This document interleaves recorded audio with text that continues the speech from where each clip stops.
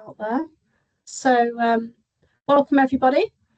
It's great to see so many people of you join our consumer consent webinar today. So if we move on to the next slide, please, Laura. Okay, so my name is Teresa Thompson. I'm the Stakeholder Engagement Manager for RECCO, and I'm also supporting the programme, the Consumer Consent Programme. So I'm delighted to have a few of my colleagues join me today. So we have Marzia Zafar, who's the Deputy Director of Strategy and Decarbonisation at Ofgem. From RECCO, we have Tracy Hardy, who's the Head of Portfolio Management, Michael Walsh, who's Consumer Consent Project Manager, and Matt White, who's the Product Owner for the programme. So if we could move on. Okay, so before we get started, I just wanted to run through a few housekeeping rules. So if I could ask everyone, if possible, to take your cameras and microphones and remain switched off during the webinar. It really helps with any disturbances on any background noise as we go along. We can encourage everyone to submit questions through the Q&A function in Teams.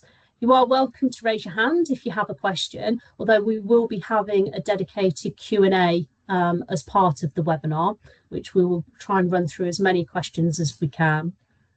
We will be using Slido today for our interactive session, so you'll see the QR below with the code, so that will enable you to take part. We'll be showing the actual Q&R code later as well, so don't worry too much if you haven't had time. And just a polite reminder to just keep all questions relevant to the session and avoid referencing any other organisations. And finally, this is being recorded, so we will be issuing the recording of the webinar and the slides on our website following today's session. You could move on for me. Okay, so our focus today is to explain how the consumer consent solution fits in to the broader energy system and RECCO's role in delivering it. We want to share with you some updates on the progress and what we've been working on so far. We want to provide an overview of the consumer consent solution itself and what RECCO intends to deliver. Also, an opportunity for you to take part, as we've mentioned before, on our interactive session. And that's really to understand your views on the consumer adoption and implementation. And obviously then you can learn more about how to get involved and take part in the progress throughout the programme. But the overall objective today really is to sort of hear your feedback, your insights and understanding of the consumer consent. So here's how the session will go today. So first of all, we're going to have Marzia Zafar from Ofgem, who's going to provide an overview of the digitalisation landscape and why consumer consent matters. Tracy will then give more context on the consumer consent and RECCO's role in delivering it. Then we'll be joined by Michael, who's our project manager, and he'll take you through the progress of what we've been doing from mobilisation to where we are now and what we've achieved. And Matt will then give you an overview of the minimal marketable product, which is known as MMP, which we'll be looking to deliver in 2027. Following then, as we mentioned before, we'll have our interactive session using Slido, with a dedicated session then to try and get through as many Q&A questions that are lodged for you. And then finally, we'll close out with what's happening next and where and how you can get involved. So what I'd like to do then is hand over to Marzia. So Marzia, over to you. Thank you, Teresa. Hello, everybody. Though I cannot see your faces, I can only see your initials. Happy Monday. I'm here to just, mainly open up the session and talk about digitalization and specifically consumer consent. Why are we having companies invest in this area of digitalization?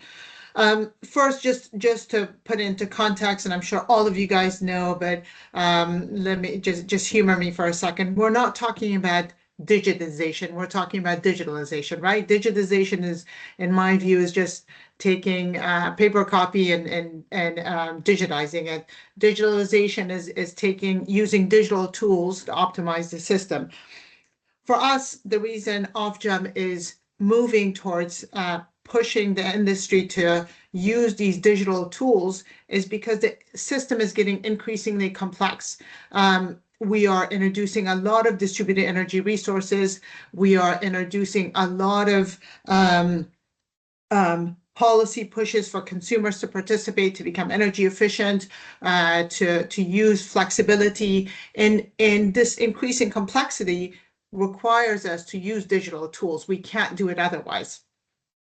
So what Ofgem has been doing in the past few years is to start to move the industry, to signal to the industry that this is what the foundation of the energy system needs to change, needs to be updated and upgraded, and having a thin common IT so that there's visibility, there's transparency, and there's communication, and that we could start to use as much of the distributed energy resources, consumer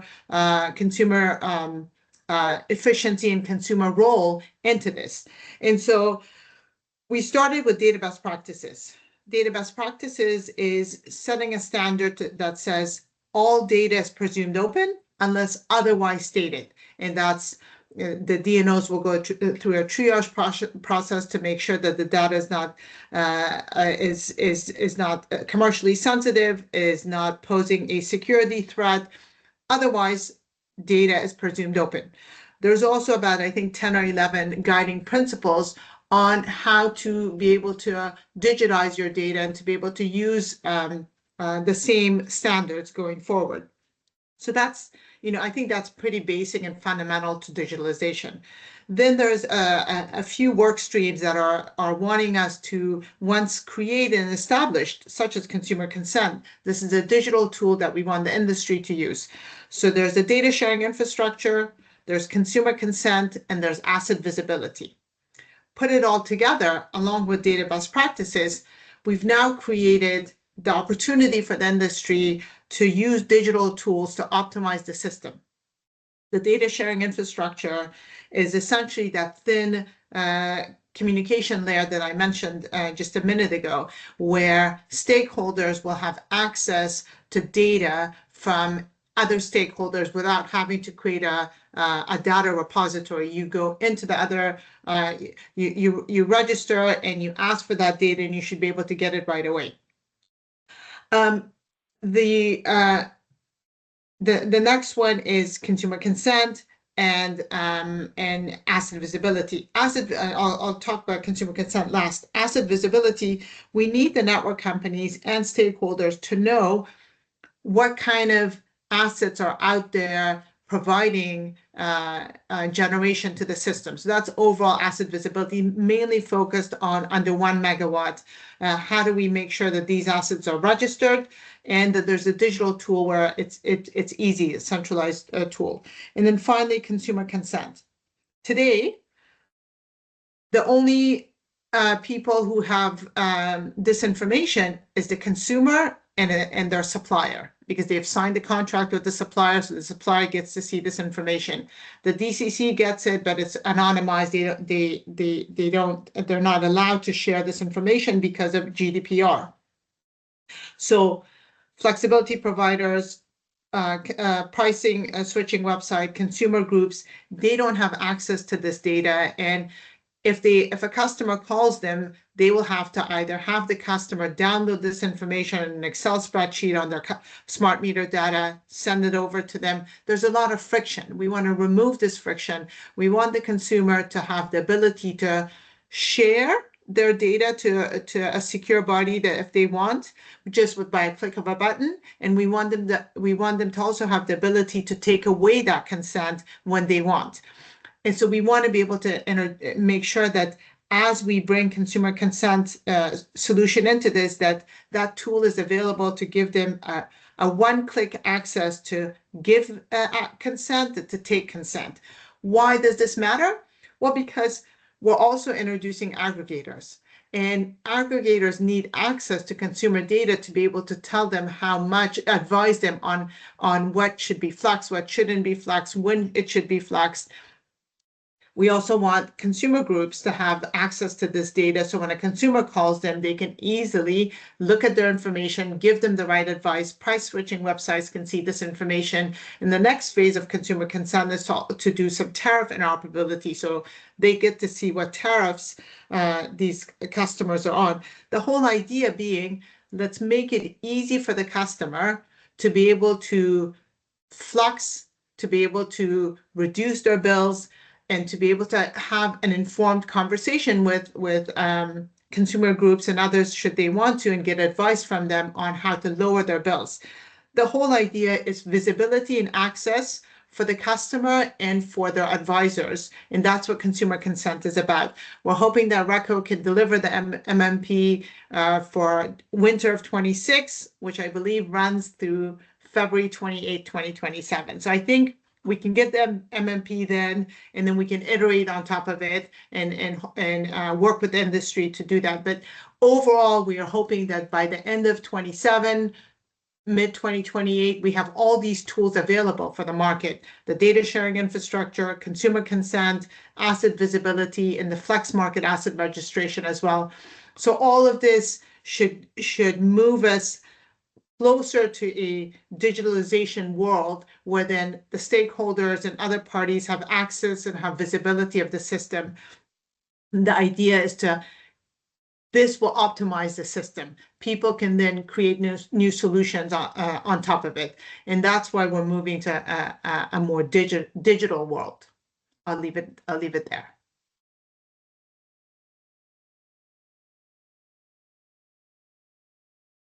Thanks, Marzia. Good morning, everyone. My name is Tracy Hardy, and I'm Head of Portfolio Management at RECO, and I'm also the Senior Responsible Owner on the Consumer Consent Programme. Today, I'm delighted to present alongside my colleagues on the Consumer Consent solution. We're going to give you some background to the programme, how this work fits into the wider energy ecosystem, what's been happening since being named the delivery body, and what we actually mean when we talk about a minimum marketable product.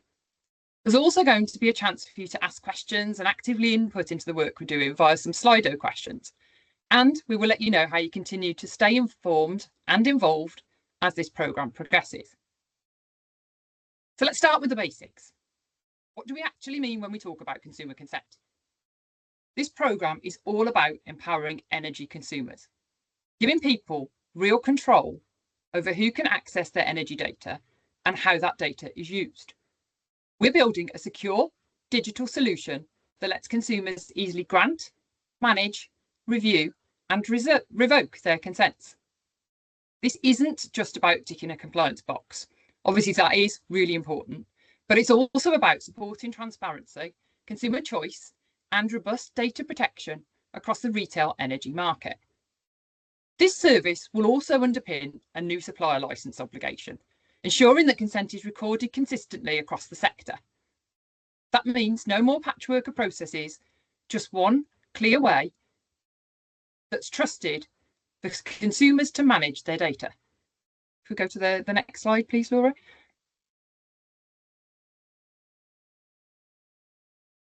At RECO, our mission is to facilitate the efficient and effective running of the retail energy market through promoting innovation, competition, and positive consumer outcomes.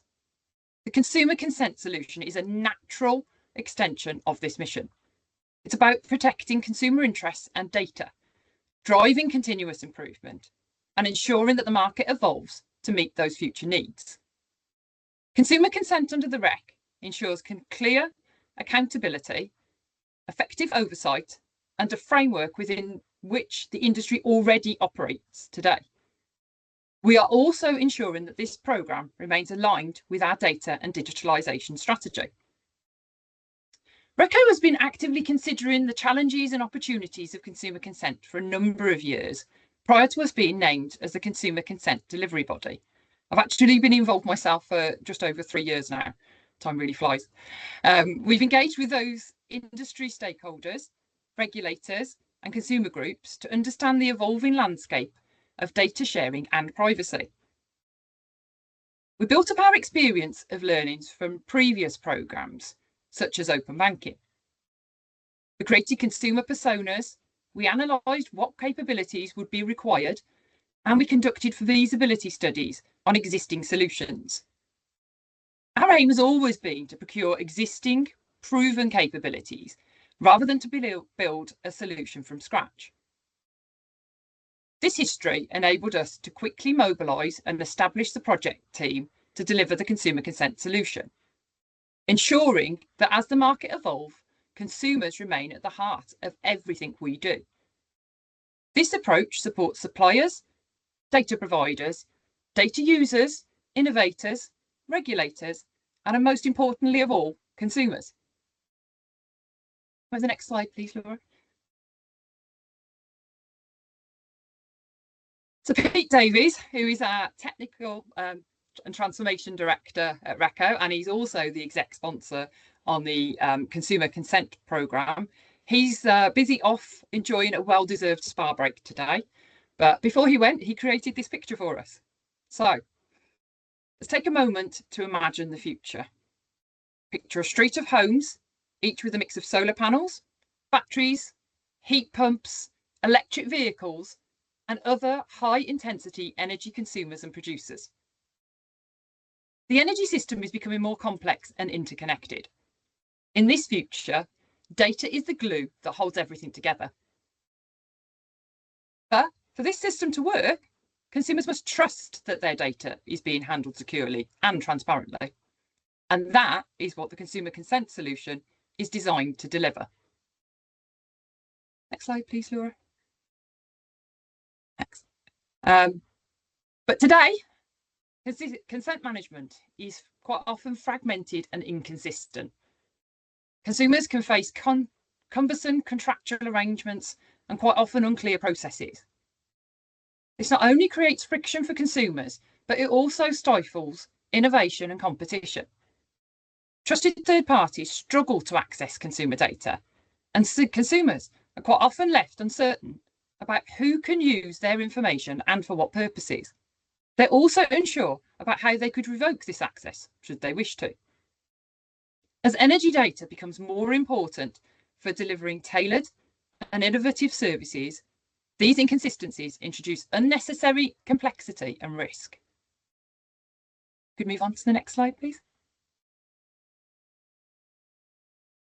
A streamlined, consistent approach to consumer consent can unlock significant benefits. For industry, it enables providers to deliver more tailored and personalised energy services. It supports a competitive and innovative market, and it helps to reduce the risks related to UK GDPR. For consumers, it gives individuals control over their data. It supports inclusivity, especially for those vulnerable and underserved groups, and it can help reduce bills by unlocking access to tailored products and services. And for the system, enhanced insights into energy usage can lower overall system costs, leading to a more competitive pricing. And of course, as it says at the top of the slide, delivering consumer consent is a key enabling step towards achieving Clean Power 2030 and beyond. Can we move on to the next slide, please? We do recognise that consumer consent solution is not a standalone initiative, as Marzia mentioned in her opening speech. And as you can see from this picture, on the side we have a number of data sources which we're working with. And then on the other side, we've got a number of in-flight data related programmes. The Consumer Consent Programme is closely aligned with these industry data initiatives and sources, and we recognise this interdependence with other key programmes, such as the Flexibility Market Asset Register and the Smart Data Repository, which are being delivered by Elexon. We've got the data sharing infrastructure being delivered by NESO, and of course, the Tariff Interoperability Programme, which is also being delivered by RECO. For Smart DCC data, we are currently working with other users to understand how consent works today and how the consumer consent solution could fit into this. And in the long term, we will be looking to work with Smart DCC on how consent could work with any potential direct access to data. Together, these data sources and systems will create a secure, interoperable foundation for the energy market, with consumer consent being right at the centre. A key goal of this programme is to create a consistent trust framework, one that is recognised across platforms and use cases. Interoperability matters because it enables seamless data sharing while safeguarding consumers. The consumer consent solution will enable secure, standardised and trusted mechanisms for obtaining and managing consent, supporting innovative services and empowering consumer choice. Thank you all for listening to me. I am now going to hand over to my colleague, Mike Walsh, who is Consumer Consent Project Manager, and he's going to talk you through the work we've been doing since we became the delivery body. Thank you. Thanks, Tracy. Morning, everybody. Pleasure to be with you. As Tracy said, I'm the Project Manager on Consumer Consent. So Marzia and Tracy have already explained the what and why for consumer consent. So I'll cover the question that usually follows, particularly to a project manager, which is when will it be done? But before I do that, let me start off by introducing the project team that you can see on the screen. And I can say with complete honesty, I'm incredibly fortunate to be working with this team. They're incredibly talented, dedicated and collaborative people, and together we're working really, really hard to make sure that we design and deliver a consumer consent solution that delivers on Ofgem's brief, and one that ultimately meets the needs of consumers, the industry, and of course the wider market as well. So I won't run through person by person, but I wanted to provide an overview of names and roles, because I know that the slides will be made available after the webinar. So if there's specifics that you want to discuss with us, or you want to find out more information, hopefully you can see on the screen who to get in touch with, and there's a contact sheet at the back of the slide deck as well. So if we can jump on to the next slide, please. Thank you. Okay, so as Marzia and Tracy have already explained earlier, consumer consent isn't a new concept or a new proposal. There's been a lot of background work, analysis and discussions for some time. However, RECO's mandate to deliver consumer consent came at the end of April, when Ofgem confirmed us as the delivery body. And that was the spark that initiated the project's mobilisation phase to begin in earnest. So through mobilisation, we recruited and onboarded the project team, and that's no mean feat. Half of the names that you saw on the last slide are brand new into the organisation since consumer consent was initiated. So you can imagine the amount of work that went into both the recruitment and also the sort of onboarding and everything as well. Alongside that, we established all of our governance and controls, just as you would expect of a project of this nature, including developing and evolving the project plan and critical path through to implementation.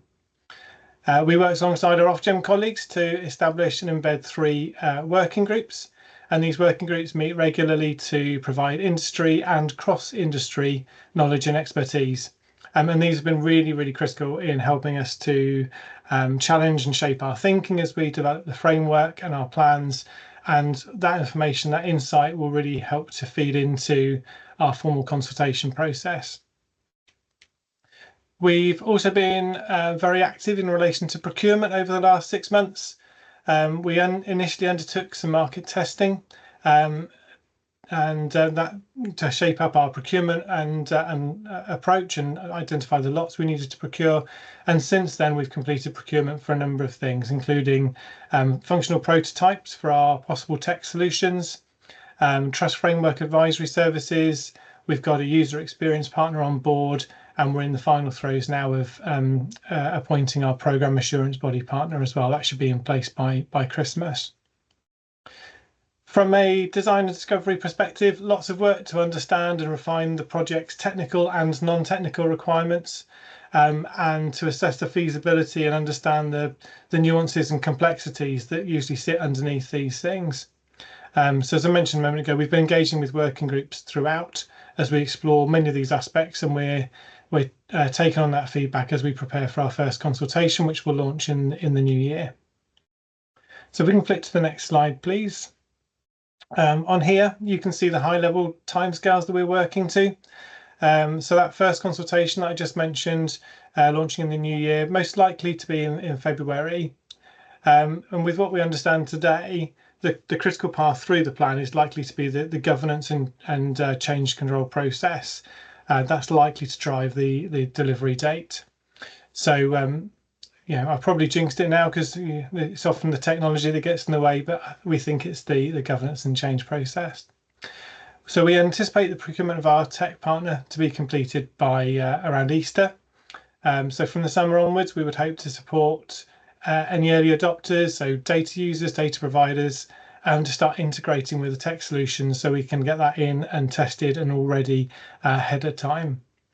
So alongside that, in parallel with the change process, we'll go through user testing with specific user groups in a sort of closed, controlled environment, and all the usual readiness activities that get us to launch that first iteration, which we're calling minimum marketable product, MMP, and that'll be available hopefully in March 2027. But as I think Marzia mentioned earlier on, that first iteration is just the first step in the journey. It will provide the base or the foundation consumer consent solution, which will subsequently iterate and evolve over time. So what we'll be able to do then is get the feedback and respond to any changing environments, changing demands, changing needs, etc. As with all projects, we can't predict the future with 2020 vision, and we can't promise to do so. We learn more every single day, and those things that we learn can obviously impact plans positively or negatively. What we can commit to is being transparent with the progress we're making and with the plans that we've got in front of us. So if you haven't already done so, please do sign up to receive our regular newsletters and our regular bulletins to make sure that you've got all of the latest information to your fingertips. So that's it from me. I think I'm handing to Therese now to provide some further information about the working groups. Thank you. Thanks, Mike. So just briefly, we were just going to touch and just give an overview to everyone about the Consumer Consent Industry Working Group. So around 6 months ago, to ensure the programme benefits from industry insight and meets that diverse needs of our stakeholders, Ofgem established 3 dedicated industry working groups, which you can see here. So we've got the security, technical and design, implementation and the governance, and the consumer protection working groups. So we've been working with a diverse group of stakeholders that are participating in these, and these groups have played an advisory role in forming decision making throughout the consultation and design process, and they've been essential in helping RECO shape a solution that balances the consumer empowerment, industry practicality and the regulatory assurance. So Ofgem initially led these groups, and they've now transitioned to RECO, and that's marking a natural evolution towards more industry-led collaboration. So they're working on the final working group advisory papers, and we're hoping, obviously, for those that are interested in the progress of the consumer consent solution, and we're looking to publish those before the Christmas break.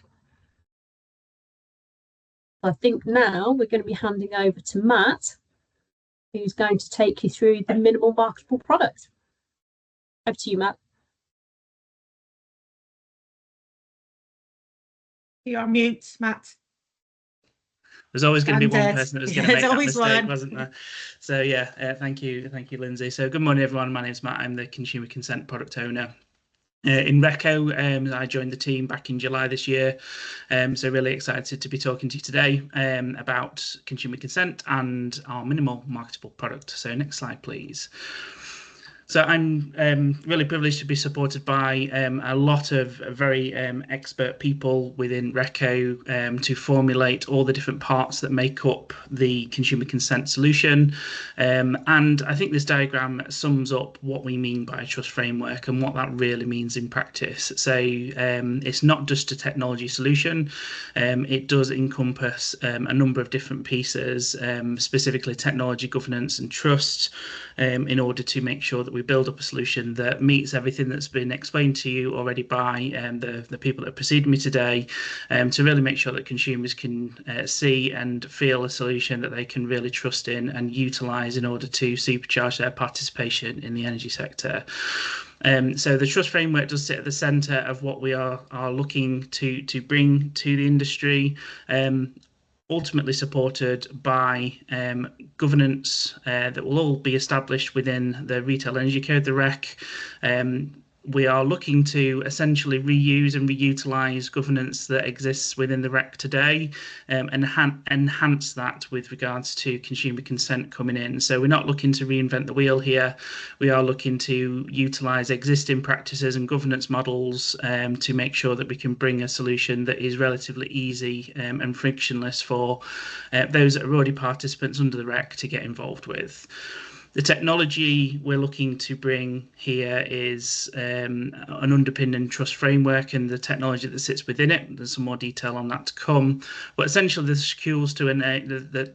tools to enable the secure consent management for consumers and build up that engagement and interaction between the different organisations participating in that data sharing. The consumer consent does specifically talk about the basically enable the exchanging of consent and the data sharing arrangements that sit within the industry that need consent for that data sharing to happen, both now and future. So that's existing and new, will all be enabled through that technical procurement. As Mike mentioned, we're getting into the stages of that technical procurement at the moment, so that will be coming, and more detail will come on that through our consultation phases, both in the new year and beyond. Trust is the key word really when we're talking about consumer consent. That's trust in many different guises. We do talk about consumer trust, which obviously is the key trust element to this, because if consumers don't trust the solution, then the solution obviously won't get used by consumers, which is the main thing that we're focused on. But also trust in the context of the organisations that are using the consumer consent solution. Notably, energy data providers, or EDPs is the term that we're now using. Those organisations that are sharing data really need to trust that the organisations that are getting the data from them are well established and legitimate organisations. So there's a little bit more on that later on when we talk about accreditation, and making sure that we can set a really good trusted bar for those organisations participating with the obtaining of energy data based on consent. So if we move on to the next slide, please. So this is our high-level overview of the technical solution components. This is not a final solution diagram. This is our iterative thinking as to how this is essentially going to work across consumer consent.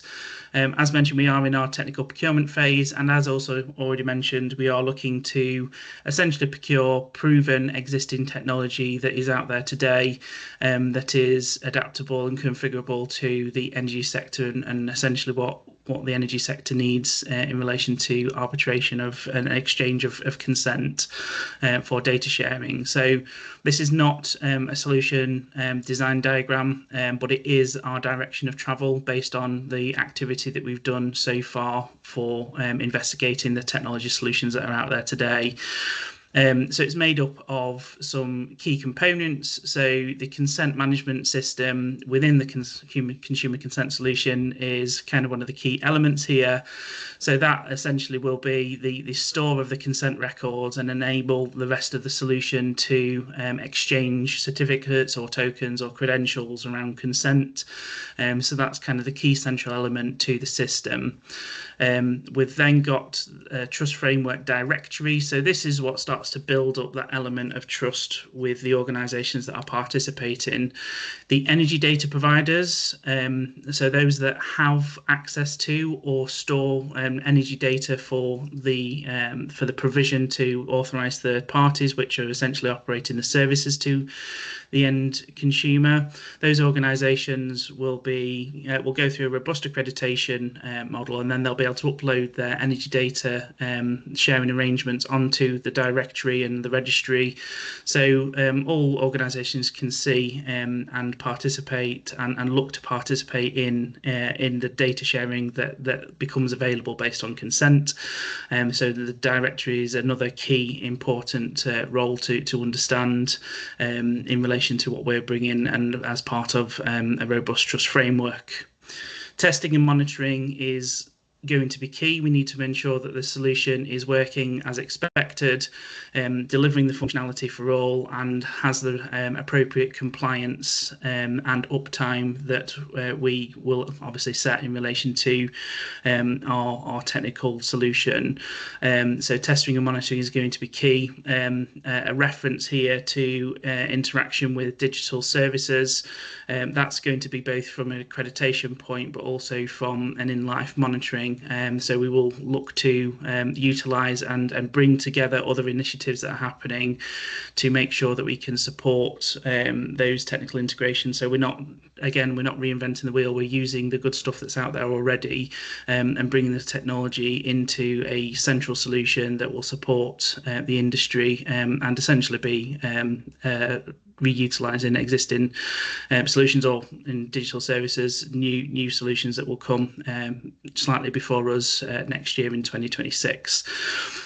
A couple of other key references here. So Enquiry Services is an existing RECO and REC service. So it's important to understand that that is going to be our way to match a consumer to their energy data, specifically obviously their MPXNs. So Enquiry Services is going to be our route to do that, understanding that that is informed by the multiple different energy databases that sit behind the scenes, and is essentially the most robust place for that energy data matching to happen as we sit today. Yeah, I think it's fair to say that that is the best solution that we've got access to, and it also takes some of that pain away from the consumer in relation to trying to maybe find an in-home display or find another solution to link themselves to their energy data. So we'll be looking to smarten that up as RECO comes in and we develop our solution to support the most or the simplest and frictionless consumer journey that we possibly can. So before Enquiry Services comes ID&V, so identity and verification services. So this will be essentially one of the key parts that a consumer interacts with in order to make sure we can identify who that consumer is as an individual, and also match them to their address. So making sure that we can understand where that consumer actually physically lives themselves, because obviously the key component to this is that the consumers can give energy consent to get data for their energy, for the energy data that they are generating. So that's obviously one of the key elements that we talk about when we talk about consumer consent, is the energy belongs to the person that's generating the data. So it's the energy consumer, the person that's essentially utilising the energy off the back of any NPXN. So ID&V is one of the key parts of the solution here. ID&V we will look to federate that, and what we mean by that is bring additional solutions into the ID&V space to support with consumer choice. So when they are interacting with an ID&V provider, that they do have some element of choice and hopefully recognisable solutions, maybe because they've used that in another industry, or to identify themselves in another way. So making sure that we're being as smart as possible in relation to that federation and the ID&V options that we can bring into the solution. Mike's mentioned we do have a UX partner, so we'll be looking to them to support us with some behavioural insights in relation to what consumers like, don't like, trust, don't trust, as well as obviously working with our working groups, which has been mentioned already as well by Teresa. So making sure that we bring all that insight to make sure that we're selecting the appropriate parts and ID&V solutions that will support with consumer trust. There's a couple of other references on this slide that I won't go through in detail, apart from Companies House. Companies House is one of the key things that we'll be looking to beyond MMP, as well as data uploader beyond MMP. Those are things in order to support additional functionality that we'll bring in. So existing consent upload or existing consent records being brought into the consumer consent solution is a key part. So that's a beyond MMP and data uploader element. And probably the last thing to mention on this slide before moving on is user interfaces. So without a central way for a consumer to see, manage, and revoke their consents, then obviously we're not going to deliver the core functionality that we need to bring here. So a central user interface will be a key element of our technical procurement, and the capability of being able to platform that to a consumer in the right place will be important. There's more work to do to define exactly what that right place will be and what that will look like, but the key functionality of our technical procurement to deliver that is kind of one of our main and key requirements. So if we move on to the next slide, please. So when we talk about the different phases, I'm going to go into a little bit more detail from Mike. So obviously Mike's timeline took us up to essentially delivering this first box and then into the second box. And this is probably just breaking that down into the next level of detail. So MMP will be our core digital technological governance and trust framework to deliver the sharing of smart energy consumption data.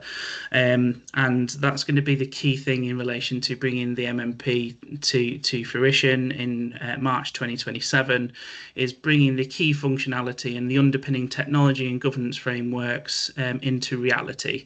That is our key focus, and that will be essentially the minimum solution that will deliver a usable solution to consumers and industry participants, energy data users and energy data providers and data users, which you may have heard us use data users as a term before. We're now transitioning that to authorized third parties, which you will have seen on previous slides. But essentially those energy participants being able to onboard to the solution and start to operate services to consumers for MMP is important, and I'll get into a little bit of our target solutions for that in a later slide. Once we've got the MMP out there in March 2027, we'll be we're calling them fast followers, but essentially that is enhancements to the MMP in order to enable additional features and capabilities. So you'll definitely see us focusing on inclusion and accessibility in that phase. You'll definitely see us focusing on that existing consent migration from suppliers and other parties to bring those records into the solution. You'll see us working on bringing onboarding more data sets, and so that'll be energy data providers and bringing more of those on board. So you'll certainly see us focusing on making sure the MMP grows, not only grows in relation to capabilities, but also grows in relation to functionality and users. Our transition around fast followers will be iterative and will be based on an underpinning product roadmap, which will support us in relation to the prioritization of what features come when, and that will be informed by many things: technology, our engagement with industry, our prioritization internally, as well as the benefits that consumers will bring and what will bring the most benefit as quickly as possible. So you will see us talking more about that fast followers once our MMP consultation is maturing, and we'll certainly be laying out some high-level thinking of that within the consultation that's due in the new year. So you should see some more detail from us in relation to that cohort. Future scope will be the evolution of consumer consent into additional capabilities beyond consent. So MMP and MMP enhancement is very much focused on the exchanging of information and enabling that data sharing based on consumer consent. Future scope gives us the ability to start looking at other things. I should also mention, a key one is that MMP and that fast follower bucket is all focused on domestic, with micro businesses coming in within that future scope element, and that starts to lay some of the groundwork for potentially looking at future scope items around non-domestic. So that's going to be a key element in relation to focusing in the future about enabling consumer consent to, and the underpinning technology to offer solutions outside of the domestic and micro business territory.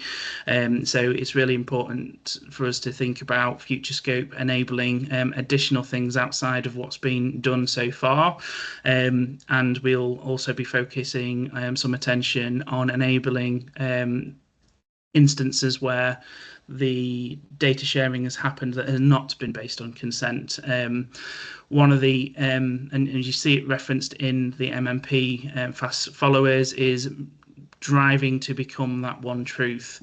Now, that one truth element will be something that obviously needs to evolve over time, and as data sharing changes over time, making sure the consumer has the visibility to see where their data is being accessed and used for multiple purposes, not just consent, is really important, and we'll need a future scope elements to be able to enable us to get to that one truth view for a consumer. Examples mentioned by Marzi earlier on this morning around assets and consumers being able to see the asset data that's being exchanged is also part of our key focus, and potentially even moving into where assets are and who assets are being controlled by, to give the consumer the visibility and the management of any assets that fall within their responsibility. Thank you. So next slide, please. This starts to talk to you in a little bit more detail about MMP versus future scope. Specific references here, obviously, to MMP, which is the kind of bluey purple boxes. So these are some of the data sharing arrangements that either exist or are coming. So existing being SEC other users, coming in relation to the Elexon's SDR. So making sure that we are focusing specifically on enabling those data sharing arrangements to come into our MMP for March 2027. And we're actively talking to a number of SEC other users and specifically Elexon in relation to engagement with them to bring them into the solution as we get to March 2027, well, significantly before there in relation to onboarding and testing. But ultimately, those are our targets for MMP in the blue boxes. The white beyond MMP elements are not exhaustive, so these are examples of what we're focusing on in relation to that fast follower element. So we're talking to Smart DCC in relation to their integration into CCS beyond MMP, and of course we need to increase our engagement with suppliers in relation to what that looks like for them.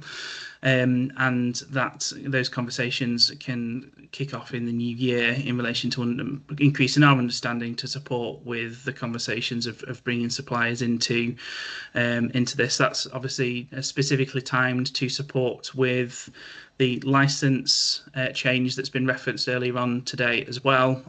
So making sure that license change is fully informed in relation to how this solution is going to work will be critical. So us supporting Ofgem and suppliers, and also Ofgem and suppliers supporting us to make sure that we get that right, and that is all well informed, and we get to that stage in kind of the spring, summer time next year.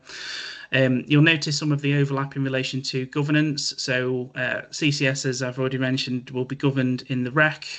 However, because we've got data sharing arrangements coming in and governed under separate governance models, we are engaging with SEC and BSC in order to make sure that we are looking at governance in a way that can be complementary to each other and not be overburdensome. There is some more governance from a CCS perspective coming, but I just want to give confidence to those on the call that conversations are live across industry with support of Ofgem and DESNZ in relation to looking at what those accreditation and onboarding and governance models look like and how they can complement each other. That work is ongoing, and more information will come out as those conversations develop. So next slide, please. Customer experience guidelines. I wanted to specifically talk about these today. This is high level and introductory at this stage. However, customer experience guidelines are going to be critical to making sure that we have a mechanism to ensure that the accessibility and inclusion of consumer consent is front and centre, and our work with our UX partner and the delivery of customer experience guidelines are going to be critical to that effect. The customer experience guidelines are essentially going to be specifically targeted towards those that are implementing services to consumers, and specifically during the consumer consent part of that journey. So just to give confidence, we are not looking to go outside of our boundary of consent. However, once a consumer is interacting with a consumer consent solution, it is really important that that solution is uniform and delivers the consent mechanism to a high enough and high standard, so the consumer understands exactly what it is that they're consenting to, and exactly who they're consenting to and for what purposes. So making sure that we hit all of those GDPR elements of being informed, freely given, specific and withdrawable is really key. So our customer experience guidelines will be there to target that effort. So data users or authorised third parties that are implementing services to consumers will be our specific target for that. And also those customer experience guidelines come to Reco and to our technology provider in relation to that centralised portal, so we make sure that we deliver that as in the same frame to make sure that it is accessible and meeting all the kind of standards and requirements expected for consumers. That again, these will be informed by our work with our working groups and our consumer advocates, and also by behavioural and consumer research that will be done with our UX partner as we get more into the detailed work with them now they are on board and working with us. We are essentially looking at open banking. So as Tracy mentioned earlier on in the call, a lot of what we're talking about here has been done in other sectors, and we're looking to take that and enhance it and bring that to consumer consent and bring that to UK or GB Energy. So making sure that we learn the good and also what went not so good in other areas, so we can inform that into what we do in this space. The consumer's at the front and centre of this, so there are some key benefits for the consumer. So the journeys are recognisable when they're interacting across different spaces. Strong data protection and confidence in what they are doing and how they are interacting with these solutions is going to be really key. But there's also some really key benefits for industry.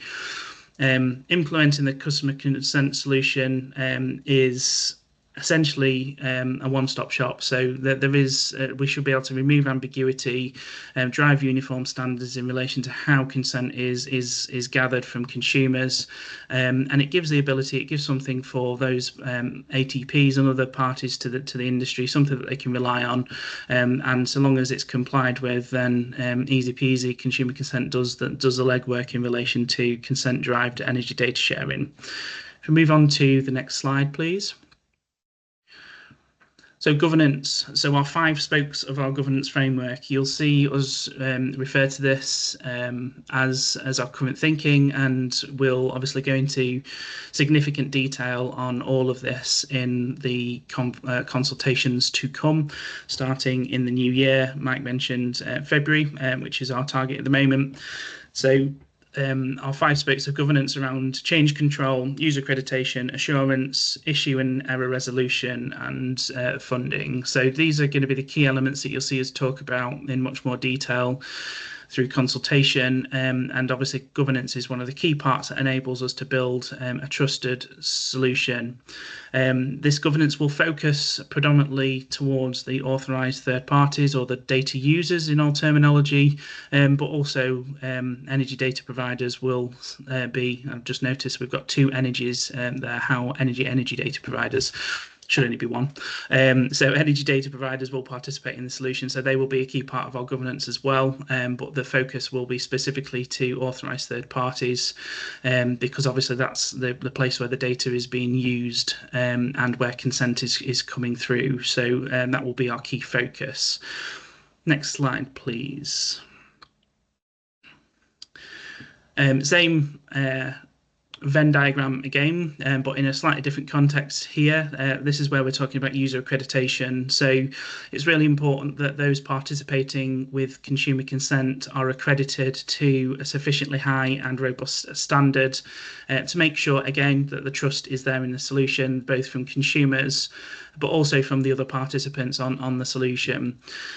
So again, it's not just technology that we're delivering here. The governance is the key element, or a significantly key element, and actually, as Mike mentioned, is the element that drives the majority of our critical path. So beyond technology, the generation of a trust framework, the governance that sits around that is really important. So ensuring that those that are participating are trusted and accountable for how they operate is going to be key. And again, specifically targeting towards our authorised third parties there to generate as being a key trust builder in the solution. In relation to Enquiry services, that is the benchmark as to what we're looking to build upon.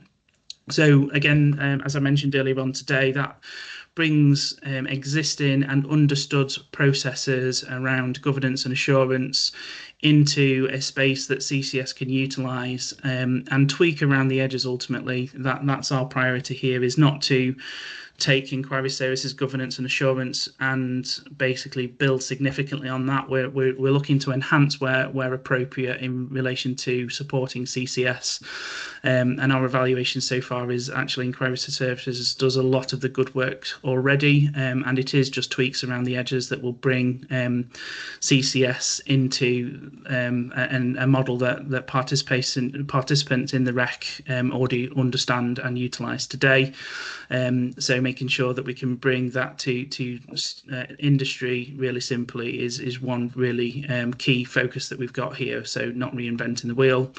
And of course, once we've got the accreditation to a significantly high standard, and that those organisations can see those standards and trust in them, one of the key benefits of the REC is that it is open and transparent in relation to people being able to see the standards that the REC brings to the industry. Then that itself can build trust in those other organisations that are sharing data to other the authorised third parties that are obtaining and utilising data to provide services to consumers. So accreditation is a key part of what we are looking to bring here. So it's a key focus, and I'd certainly encourage everyone to read that in detail as the consultation comes out. If we move on to the next slide, please, just going into one level of detail lower around accreditation, there's essentially 5 elements that we'll be focusing on.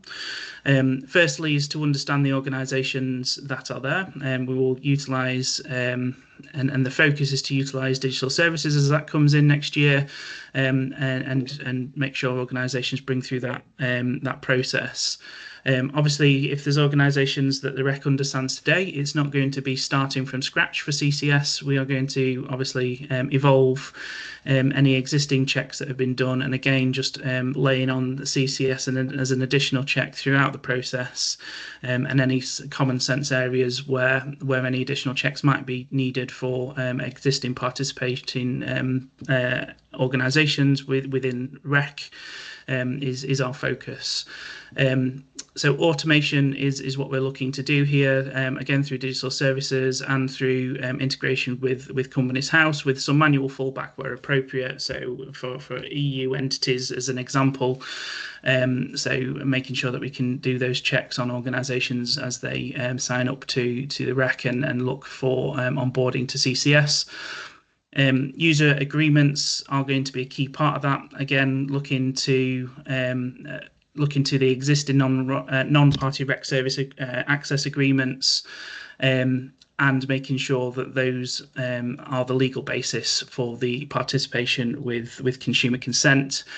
One specific thing to mention there, obviously data protection is going to be the key consideration, but also that's where the customer experience guidelines will also be obligated in relation to compliance with those in the user agreement. So a key note there for any authorised third parties to make sure that we are ensuring that uniformity does exist for the consumer. So user agreement elements for the customer experience guidelines will be key. Information security will be relatively light touch, as with Cyber Essentials being Cyber Essentials Plus actually being the bedrock and the base standard for what we expect. Now that's obviously going to be Cyber Essentials Plus or equivalent, but that's supported by some specific government communications out to business in general, which are referenced on this slide, which if you haven't already done so, I'd certainly encourage you read in. Obviously, I think we've all seen the headlines over the last 18-24 months around cyber threats in the UK. So we want to make sure that we're setting an appropriate base standard for those participating with the CCS and evolve that from there. Obviously, we will be looking at equivalence rather than a specific. And obviously, if anything is higher than that baseline, then that equivalence mapping will be done, and really important to information security. Our focus will therefore switch to data protection, and that will be a risk-based data protection approach for those organisations looking to participate with CCS. Risk-based is really important here to make sure that we are doing the appropriate assurance and accreditation checks on organisations based on risk, rather than trying to set the highest bar for everybody where that may not necessarily be appropriate. So more information will come out on the specifics of that through our consultation phases. So please do pay specific attention to our data protection approaches through consultation.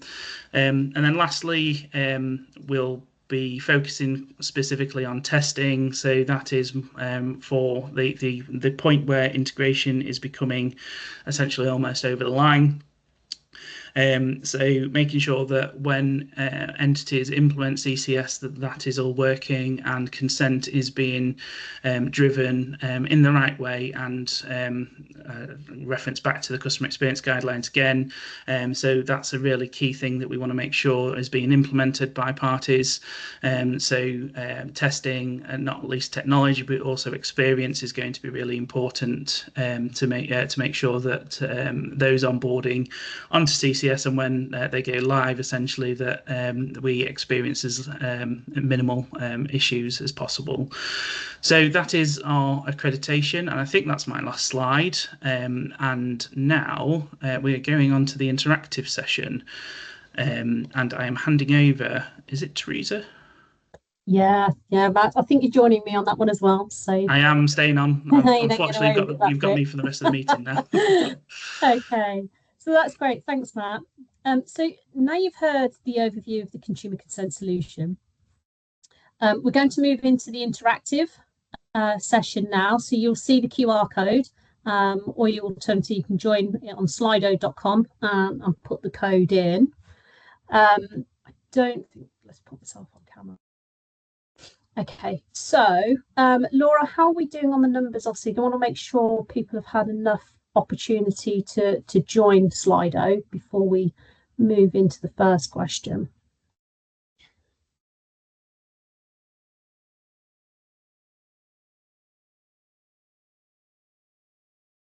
Yeah, so we've got 75 people online, so I'll launch a pause now. Okay, lovely. So let's jump in straight into the first question then. You can share.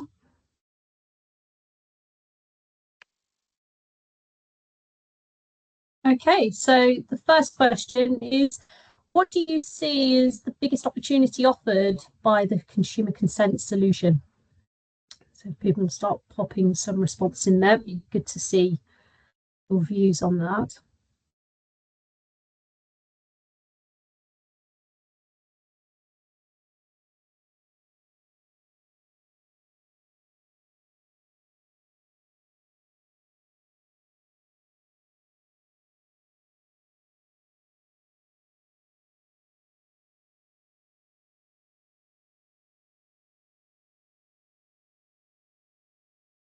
There's some good Yeah. things coming through. Okay, standardization is coming through nice and strong, which is good.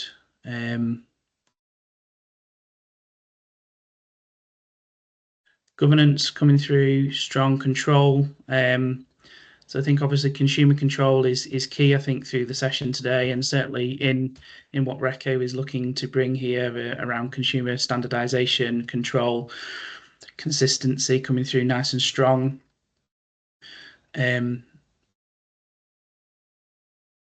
Better aligned tariffs is certainly going to be an opportunity that can come out of consumer consent to support those that obviously design their tariffs in relation to how they're utilised and how they align together. So that's a good one. Consumer experience is starting to come through. Speedy access, that's a nice one. Obviously digital first and reducing friction have come through the theme today. So those are really important to us. So glad that's seen by those on the call as well. Transparency is coming through. Authenticity, that's a nice sentiment, I think, there. So hopefully that's coming through nice and strong, that when we say a consumer consent is now coming up stronger as well. So when we say that we're designing a solution for consumers, hopefully that's coming through as an authentic kind of message from RECO. That is what we believe. It's certainly at the heart of me as a product person. My history and experience is in relation to consumer journeys. So that is certainly a key driver for me and something that I'm personally quite passionate about. So I'm glad that that's coming through, and obviously will remain a key test and focus for us. Just see a couple of participants finishing off. Okay. Potential bill reduction for consumers is a nice one as well, because obviously more active participation from consumers. I do listen to Martin Lewis a lot, as I think he talks very sensibly around the consumer voice here, and obviously people that don't actively participate in the energy sector means that they don't necessarily get all the benefits that are out there. So really good. Clean Power's just popped up as well. Again, green credentials, really good to see coming through. Okay. That's good. That's good. Just a quick reminder as well before we move on, if you do have any questions, please pop them in the Q&A channel. So obviously we will go through any questions after this live interactive session. So there's some really interesting stuff that's coming through on there, Matt. I think you agree. Should we move into the next question then? So where do you see the most significant adoption or implementation challenges for consumer consent?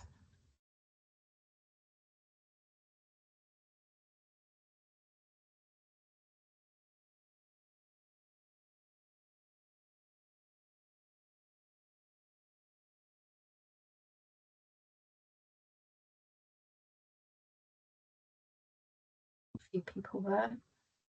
Cool. So just starting to come through there. So consumer ambivalence, increasing engagement with consumers through the process is going to be one of the key things that we'll look at. There's active conversations on that at the moment. Now awareness is popping up quite strongly, so on the similar trend really.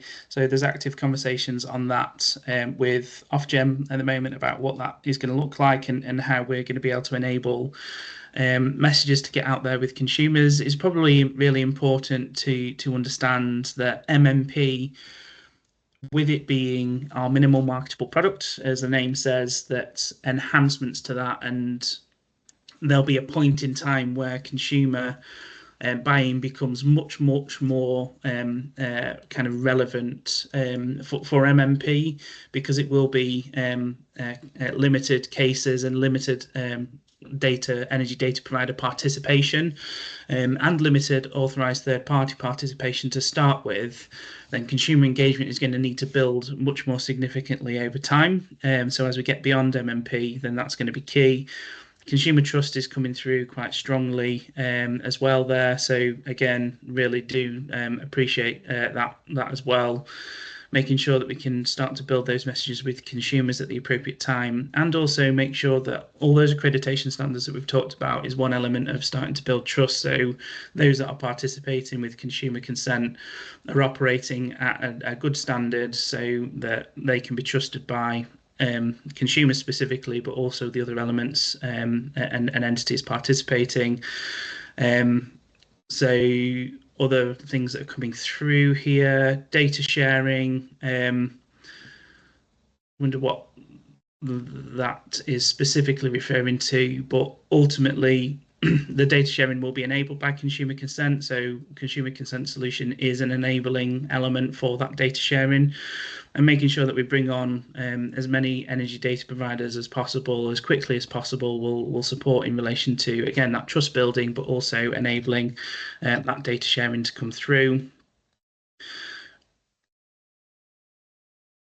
Understanding what changes I need to make and when. Okay, so that will be a key part of our messaging to continue. Now, obviously, transparency, and Max mentioned this in relation to where we are today.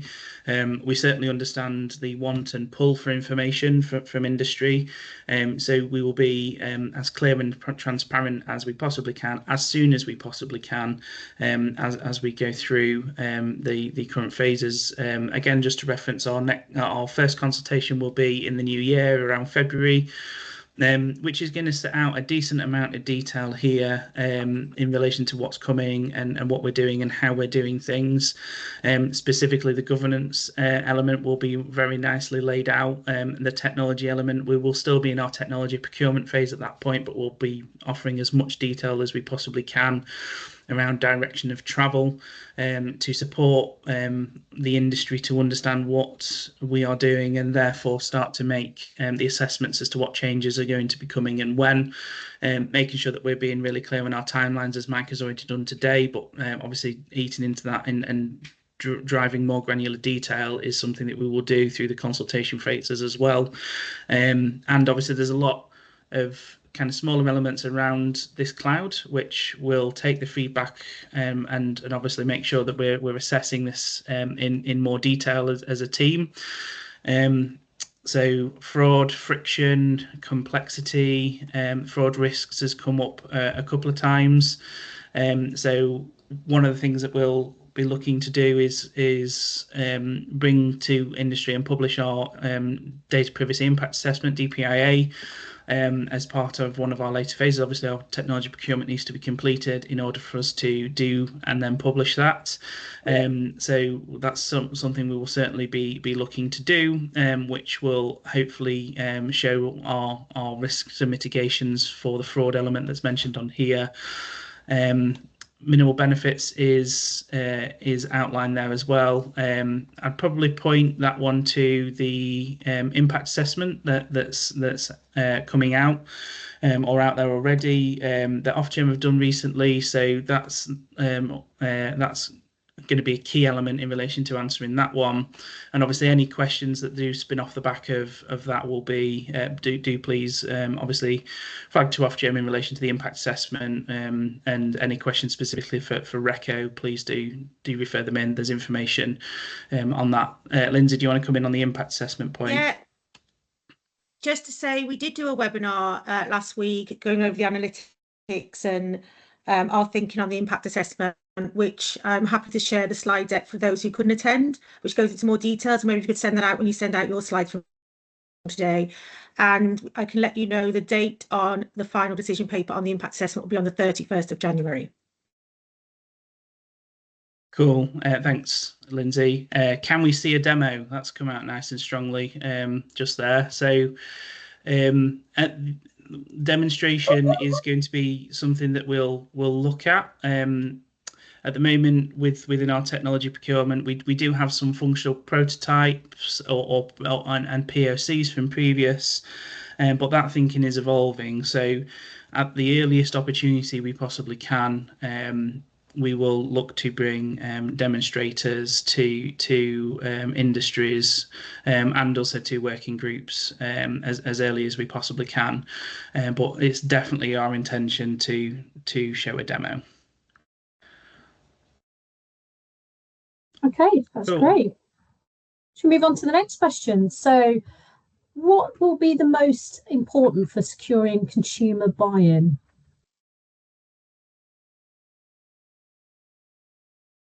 So I guess this starts to evolve some of the concerns there from the previous question. So certainly, definitely interested in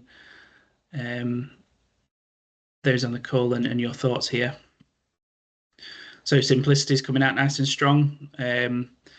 It's certainly something that we're focused on, and one of the reasons why we've brought in a user experience partner, an entity that is experienced in this space around consumer journeys. So ensuring our consumer journeys through the consumer consent solution are as simple and easy as possible, while generating the appropriate security standards and safeguards. So this is a balancing act, and one that we're very keen to get as right as possible.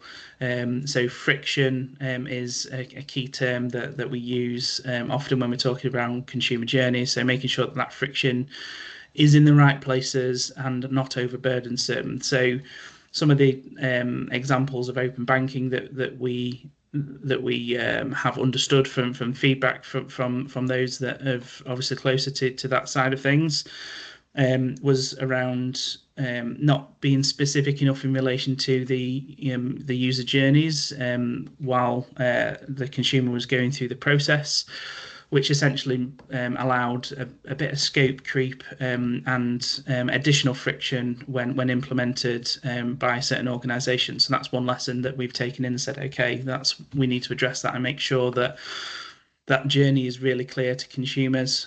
So that is certainly front and centre of our thinking. Explaining benefits, that's an interesting one. Obviously, the benefits of consumer consent will be outside of consumer consent. So certainly supporting those, and consumer consent is not, it is interacting with the consumer to go through the process. But those third party services or authorised third parties will be those that are delivering services. So enabling easy messages for all entities that are interacting with consumers, so the consumer sees the benefit of what they're doing is a really key point. So I like that one. Ease of use, tangible benefits. So those two things linked together. Let's look at some of the ones around the outside. Transparency and data security. So it's certainly part of what the trust framework is there to do, to bring that transparency front and centre. So how we articulate that to consumers is going to be really key as well.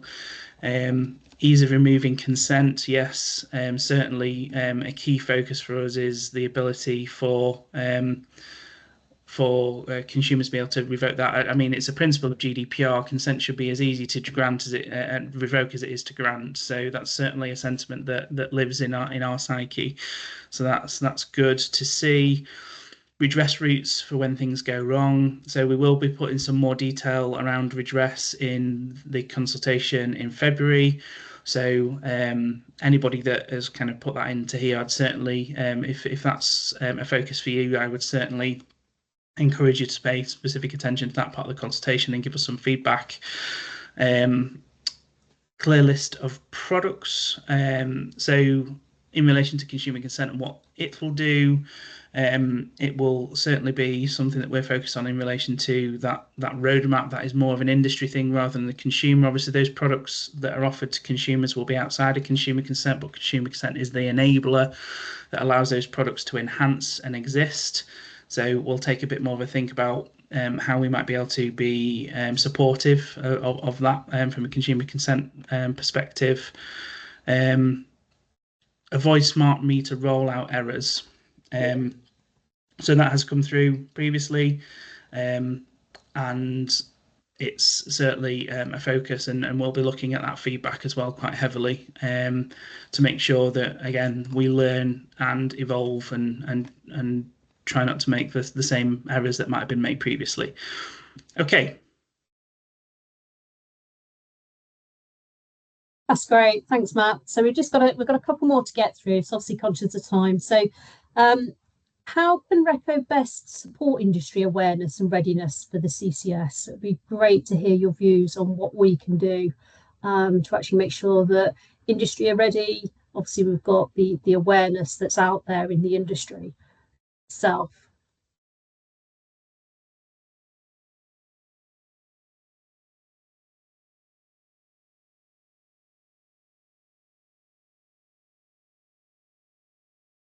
Let's see what we've got.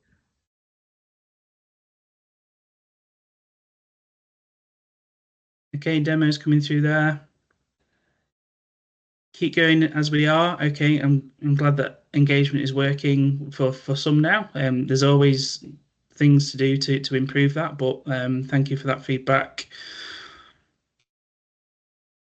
Clear list of what we need to get in order and when. So yeah, heard loud and clear. Working groups will certainly be helping us with that, as well as obviously our industry consultations. Working groups set up specifically for stakeholder users with early insight into potential system changes required to integrate. That's a good one. We certainly want to increase our engagement with those early participants. So that's good feedback. Thank you for that. Regular engagement sessions, certainly our intention, and we'll certainly be looking to increase our engagement as we go through and get more specific. Demos coming through again. Clear process for accreditation. I would certainly encourage anybody around accreditation to have a look at inquiry services as it stands today. It's a really good benchmark to get familiar with. You can look at that right now in the rec, so please do have a look at that, and obviously we'll iterate that as we go through consultation. Clear, consistent information on timelines and deliverables. We'll keep Mike front and centre. Then I think, Mike, that means that you stay front and centre in these sessions to keep everyone up to date on timelines, and he certainly keeps me tight on timelines as well. So he's a good arbiter of that. Scope dates, fast followers. Yeah, we'll include more detail in the consultation around that delivery roadmap and product roadmap. Early demo on alignment with FMAR and SDR. So we are working with Electon quite closely. So we'll take that one away and look at what we can do there in the future. Explain the opportunities for parties using CCS. Need to see this as an enabler, not a burden. Absolutely. We'll get more into opportunities, I think, in future areas. Then that's a good one to call out to make sure that people can see where this could enable people to either enhance services that they do today or offer new ones. Clarity on existing schemes, on how existing schemes can ensure historical consent is recognised and does not need re-consent. That's a key one for what we're thinking about at the moment, and we're working with our working groups to understand that in more detail, and we also need to do some more work with suppliers to understand that as well. So certainly hear that loud and clear, and we can provide more information on that in future as well. That's great. Thanks, Matt. So our final question, I think it is when do you think your organisation will be ready to implement CCS? So do you think you're in time? The MMP, I think there's a strong one here. Obviously, at the moment, not sure. Soon after, within the next 6 to 12 months following MMP.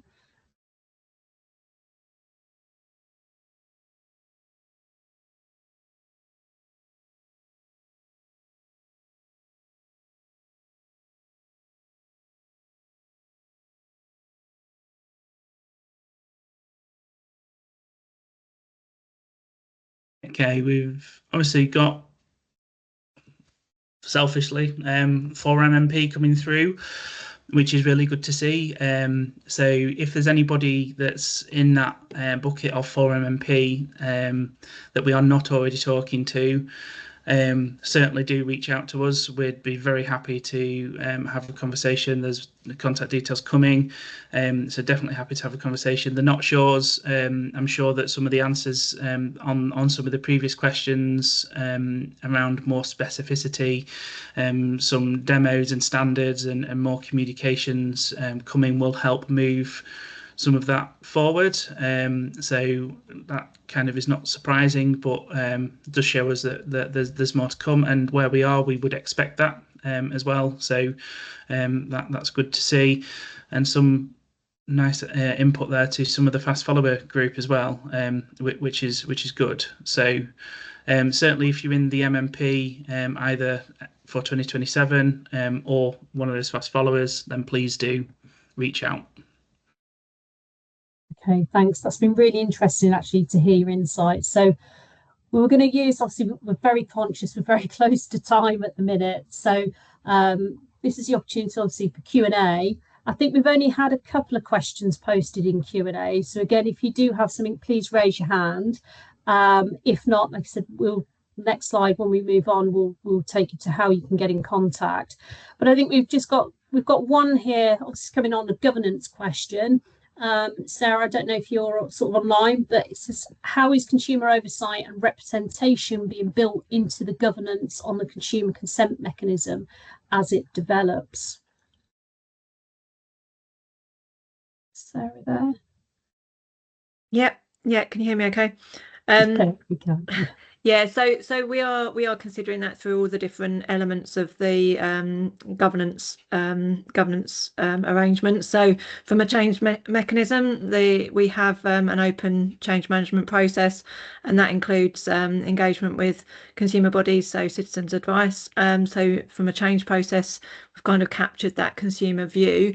And then in terms of the assurance activities, we are looking at the current performance assurance techniques that we have under the REC, and any new ones that we might need to introduce that really draws through that consumer view. So there's a current REC change proposal, I1189, that's called the Voice of the Consumer, that's looking at how we gather consumer information on areas under the REC. So we're engaging closely with that to see if we can use that for the consumer consent solution.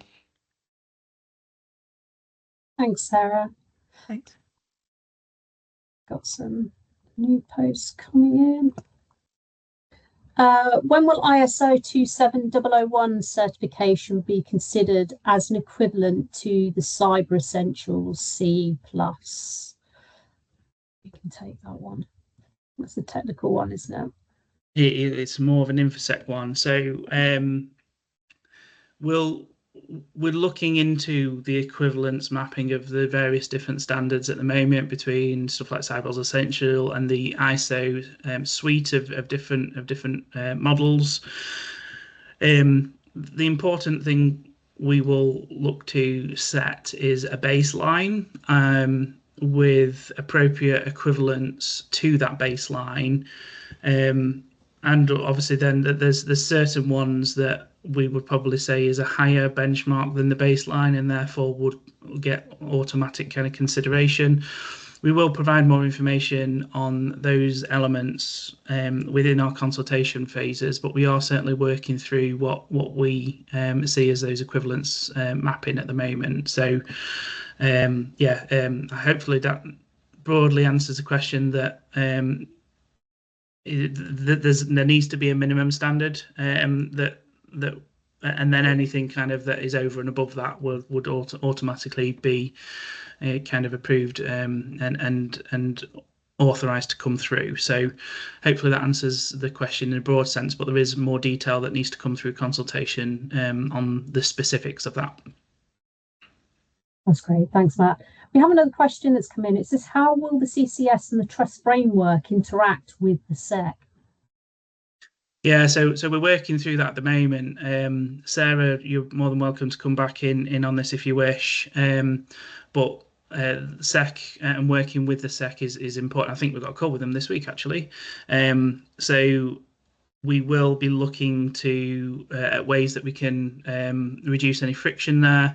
There is more work to do on that, so I can't necessarily answer that question in full detail, but probably just to give confidence that those conversations are happening, and that we are looking at the best ways that we possibly can work with that, and where we can rely on each other and support each other in relation to specifically around onboarding and accreditation standards, and then some of the assurance work that goes into both being party to the REC or involved with SEC.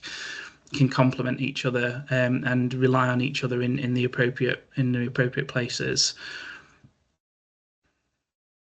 That's great, thank you. I don't think we've had any more in.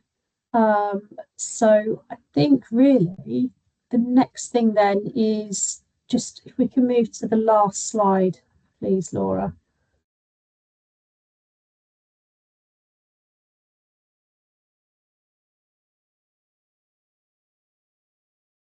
So looking at what's next, I think I'll just briefly describe as she's flicking through.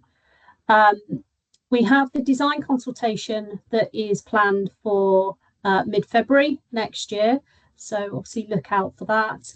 And as part of that, we're going to be doing a dedicated in-person event for Consumer Consent Engagement Day, which is also planned for next year. So more information will be on that. So just look out for that information, that day. If you're interested, please join us. It would be great to see you. If you want more information or you'd like to stay in touch, we do have a Consumer Consent Central Hub, which is on the REC portal. And if you scan the QR code, you can access it via our website, or if you have the REC portal, you can get it directly from there. And that gives you sort of regular updates. You can register to our dedicated monthly newsletter. There's frequently asked questions, useful links, etc. on the programme. And also, if you have any queries or you want to get in touch with us directly, we'd love to hear from you. You can do so on the consumer consent at theretailenergycode.co.uk. Lastly, if there is anyone that's interested in getting involved in the MMP, Matt would also love to hear from you. So please do sort of get in contact again via the Consumer Consent Box account. But before we close, I think Laura has launched a short feedback poll. So your feedback will be really valuable in helping us shape how our engagement, and we can make sure that your needs are addressed as we're sort of progressing through the programme. And I think on that note, if we're all done, I'd like to thank everybody and draw the webinar to a close. So thank you for joining us. Enjoy the rest of your day. Thank you, everyone. Thanks, everyone.